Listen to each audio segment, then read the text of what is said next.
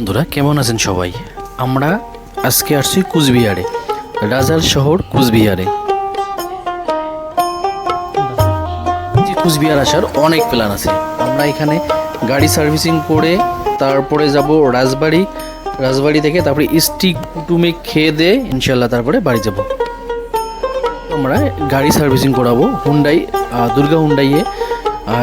Servicing করতে ওরা বললো যে প্রায় 5টার দিকে সার্ভিসিং শেষ হবে, তো এতক্ষণ বসে না থেকে একটু ঘুরে আসি রাজবাড়ি দিকে। কাস্টমার ওয়েটিং হলে ওয়েট করতেছি। এখন বাজে 12:30 বা 32। আমরা এখন একটু ঘুরে আসবো রাজবাড়ি থেকে। কুচবিহার পশ্চিমবঙ্গের উত্তর অংশে অবস্থিত একটি ঐতিহাসিক শহর। একসময় এটি ছিল কোচ রাজাদের রাজধানী। আজও শহরের রাস্তাঘাট, পুরনো স্থাপত্য এবং পরিচ্ছন্ন পরিবেশ এই রাজকীয় ইতিহাসের সাক্ষী বহন করে। আমরা টোটো ধরে যাচ্ছি রাজবাড়ি দেখতে। টার্নিংটার সোজায় গেলে আপনারা পাবেন শিলিগুড়ি, ধূপগুড়ি, আর এই দিক দিয়ে ভিতরে ঢুকলে আমরা ঢুকবো কুচবিহার শহরের ভিতরে। যেহেতু রাজবাড়িটা কুচবিহার শহরের ভিতরে, তাই আমরা ঢুকতেছি কুচবিহার শহরের ভিতরে। একটু আগে বৃষ্টি হয়েছিল, তাই একটু রাস্তায় পানি অবস্থা। এটাই সেই রাজবাড়ির পাশের পার্কিংটা। আপনারা যদি বাইরে থেকে কার নিয়ে আসেন তাহলে এই পার্কিংয়ে আপনারা গাড়ি পার্ক করে রাজবাড়িটা ঘুরে আসতে পারেন। রাজবাড়ির কিছুটা অংশ দেখা যাইতেছে, আর ডান দিকে যেটা বিল্ডিং দেখতেছেন এটাই এখনকার টিকিট কাউন্টার। এর সামনে বিল্ডিংটায় টিকিট কেটে আপনাদের ঢুকতে হবে। আগে টিকিট কাউন্টার ছিল এই দিকে, এখন টিকিট কাউন্টারটা গেছে।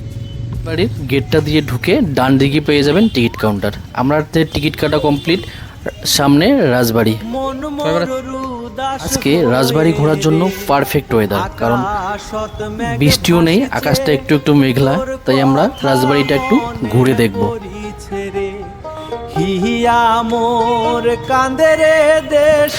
এটাই সেই রাজাদের আমলের gate.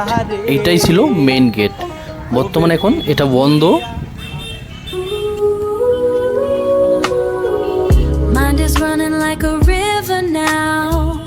Trying to slow the water down, just wanna find that quiet space, lose the track of...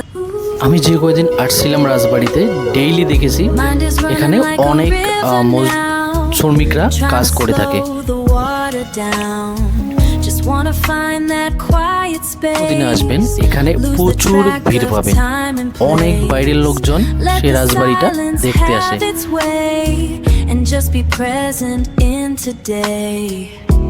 main প্যালেসটায় ঢোকার আগে রাজবাড়ির যে পার্কটা রয়েছে সেই পার্কটা কিন্তু অসাধারণ দেখতে।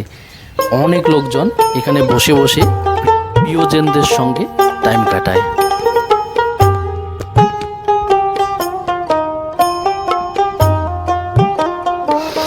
লাল সাদা রঙের এই বিশাল প্রাসাদটি ইতালীয় স্থাপত্য শৈলীতে নির্মিত। চারপাশের সবুজ বাগান আর প্রাসাদের সৌন্দর্য সত্যি মুগ্ধ করার মতো। এখানে ছবি তোলা এবং ইতিহাস জানার জন্য অসাধারণ একটি জায়গা, তাই অনেক পর্যটকরা এখানে ভিড় করে থাকেন।